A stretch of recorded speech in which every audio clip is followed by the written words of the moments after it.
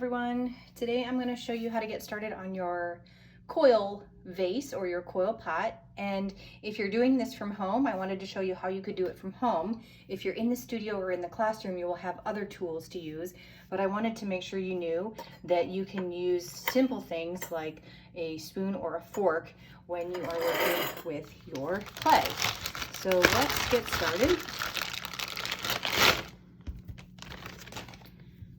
So I'm going to take off a little piece of my clay for the base, and I need to make a hamburger patty. So I'm going to take some, and really to expel the air, sometimes we throw it down on the surface that we're working on. It helps to form the clay all as one cohesive unit of clay, and helps to expel those air bubbles. So let's throw that down a few times. And now I'm going to make it into my hamburger patty.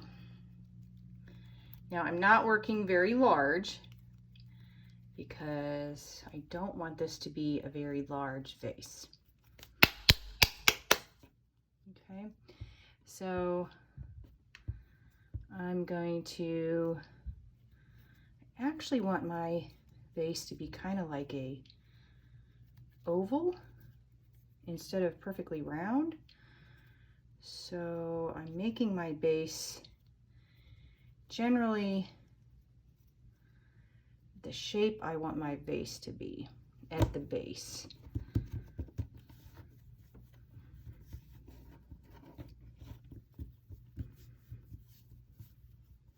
All right, that'll serve me well. Okay, so I've got my base. I'm going to set this aside now, and now I'm going to start rolling some coils. So when you're rolling your coil, you want to use the entire length of your hand, and I'm also pressing outward as I'm pressing downward to grow or to lengthen the coil. Okay, so there's one. Set this down here.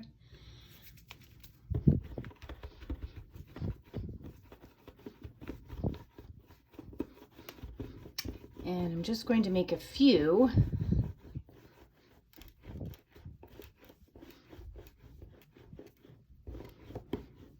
And I don't like working with coils that are too long, so as I'm rolling these, they are coming out to be about, I don't know, 18 inches long. This one will be shorter because I started with less clay. Now it got really thin there, so now I'm pressing back together and smoothing that out. All right, there's the third. Let's keep going.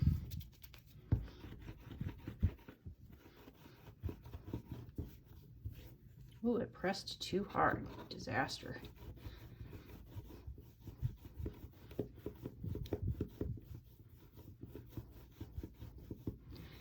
Sometimes when you get going too fast, the clay does not want to cooperate with you.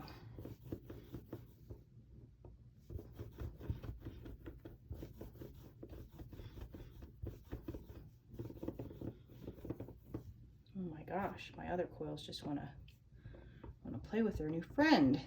All right, let's do one more, and then we'll get this thing going.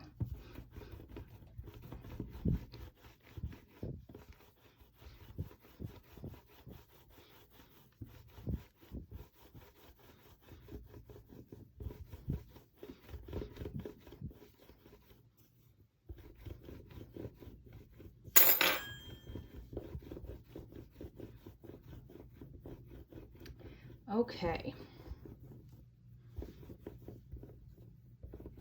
so I've got 1, 2, 3, 4, 5 coils to begin working with. So let's get them out of the way, pull my base back. Now I want to keep in mind the type of vessel that I want to build has got this was the top. I want it to come in at the top and out and down. This is why it's kind of important to sketch out first what you're thinking that you might do, okay? And so I know there's a glare, so you can't really see exactly. Okay, so maybe something like that.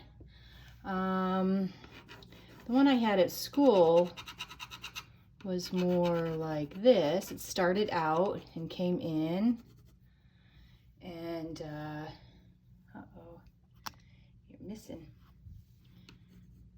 It came up like this. Okay.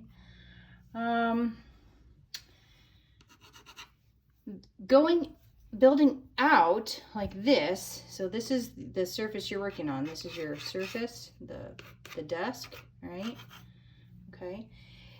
When you build out, it is easier to build out than it is to build in, okay? But we're keeping this small, and I originally mentioned to my students that I wanted you to build in and then out. But if you want to go out and in, then in, that is fine. This is a little bit harder coming in right here. This is a very difficult transition versus a more gradual transition. Okay, so let's see what happens here.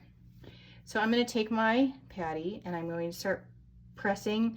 I'm supporting on the outside with this finger and I'm pressing down with this finger.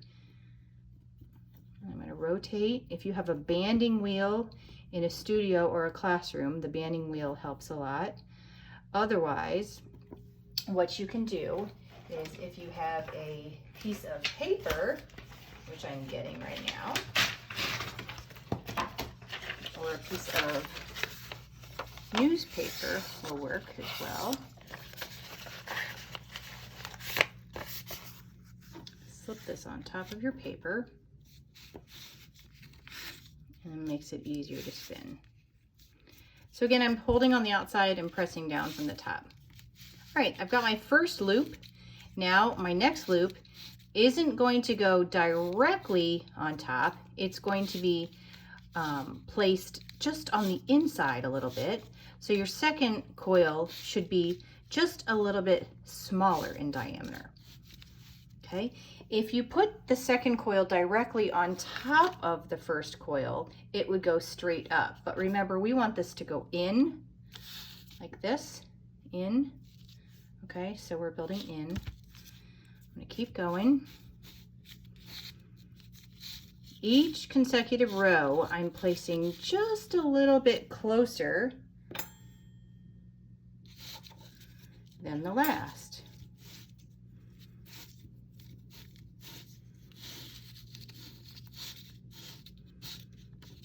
And I'm just spinning this around as I go, supporting on the outside and pressing down from the top.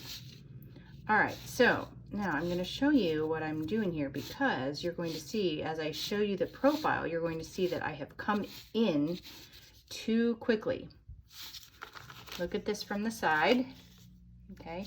Does this look like this from the side? No. If I was to draw this, it would look something like this right now. Okay, if I was to continue this, it would end up looking kind of like that. Now it does not look like that. So what we're going to do is we're going to try and stretch out a little bit. Put it back on your paper, and I'm just opening this up. I'm just pulling as if I have attached my coils together really well, I should be able to stretch it out a bit. Voila! See the difference now? It's going upright more. Once I get to this phase, I'm ready to grab a fork, and on the inside you can pull up, and of course I I just don't have a good angle to show you the inside of this, but we're using a fork to blend the coils together. Because when I coil build, I do not slip and score every single coil together. But by golly, I am extra sure that my clay is soft enough for this purpose or for this building technique. And I am sure to blend and pull the clay together really well with a fork, okay?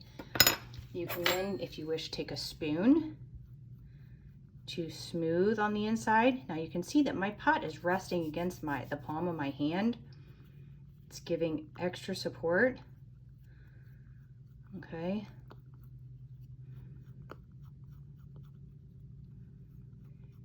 The good thing about a design like this is that when you're looking down in the top, you actually don't see the inside of this pot. So if the inside of this pot is kind of yucky and unfinished, do you think that matters at all? Not really. You just want to make sure all of the coils are blended well enough together so that when you go to put glaze on, it actually holds the glaze. And if you were to really fill this with water and put a flower in it, it would hold the water. Now I'm taking the end of my spoon and pressing some clay from the coils into the patty that I made. Really making sure that that joint on the inside is really solid. So you're blending from the side onto the bottom, onto the base, okay? So I've got that far. I want to leave my coils showing. So at this point, I'm not doing any smoothing on the outside. Now I just keep going. Hold from the outside, press down with your thumb, pressing straight down. Supporting as you're going, each time you turn. Okay, next coil. So you're going to keep going in this fashion, putting on a few coils, stretching it out if you have to, making sure that it's following your profile that you set or that you drew out. Okay, you can see it's getting really narrow here. Okay, is it doing what I want? I need to stop and stretch it out now, right? Because it's going in instead of up. So let me get this guy on here. So the problem is what? What am I doing wrong that it's going in instead of up? Yeah, so I'm putting my coils I'm not putting my coils directly on top of each other. I'm putting them too far in. Okay. So I'm gonna try and stretch, stretch, stretch. Oh, and look, I didn't join this very good. So I didn't press that one together very well. So I'm actually gonna take this off. I'm gonna take advantage of this moment. Perfect. I'm gonna restack these, and I'm not gonna stack them how they were before. I'm going to stack them more up and down instead of one a little bit smaller and a little bit smaller. Keep them going vertical. Make sure they're pressed tighter this time.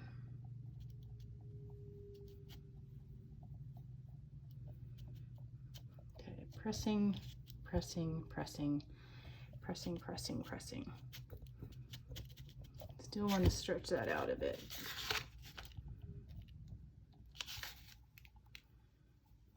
Okay, so it's got a similar shape. It's still coming in a little bit too much, but I kind of like this shape actually. I can take my fist and my palms, press in from the side. Sometimes you can even roll a bit. Okay, but you can see this is a really good start. I would continue building until I get to the top, and I'll just keep doing that now.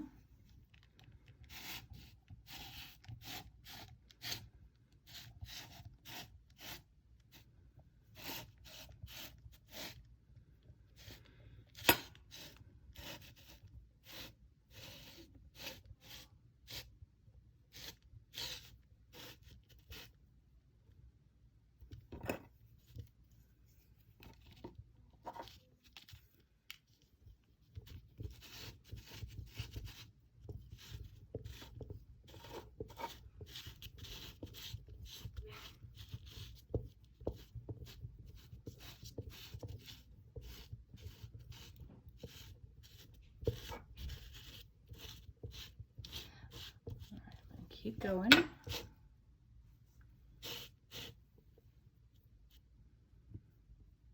All right, I'm to the point now where I want to start going out again. So now I'm going to transition from going in to out. Before I do that, I want to make really, really sure that my clay is joined well. So I can't really get my finger in there. So I'm taking the end of my spoon and really joining well on the inside. Okay, that's looking pretty good. All right, I'm out of coils, so let's move this guy aside.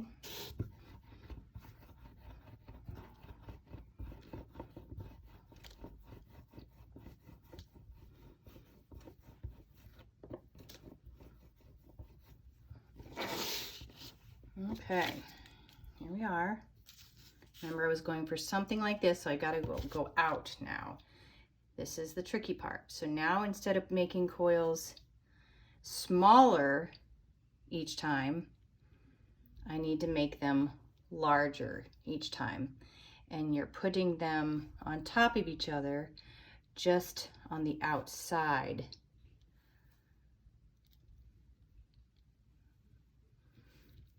Okay, and I think, let me check the profile.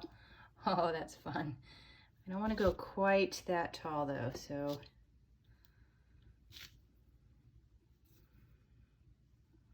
Okay, so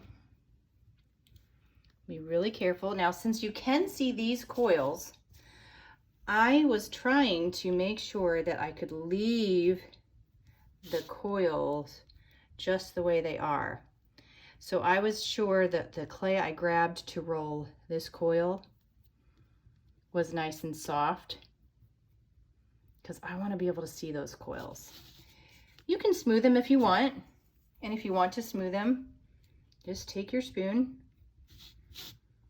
the end of it, or whatever you're using, sometimes a round knife. If you have a round tool from your kitchen, just pull it up. Okay, don't overwork it. You want to let it get leather hard and then come back and start smoothing.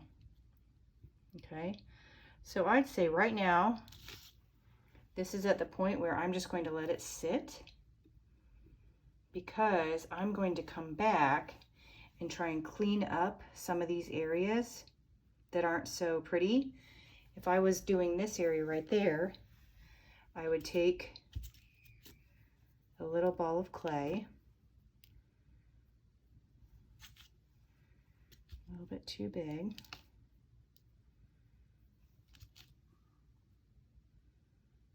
and press it in there. That one's even still a little bit too large. And this is where I would have things like toothpicks out. I would have a toothpick ready to go. I can get it pressed in there.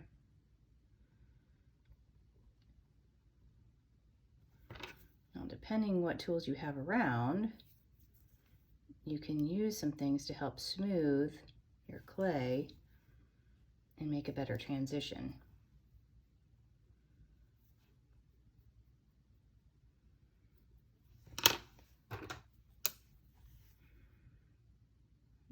Carve this line back in there.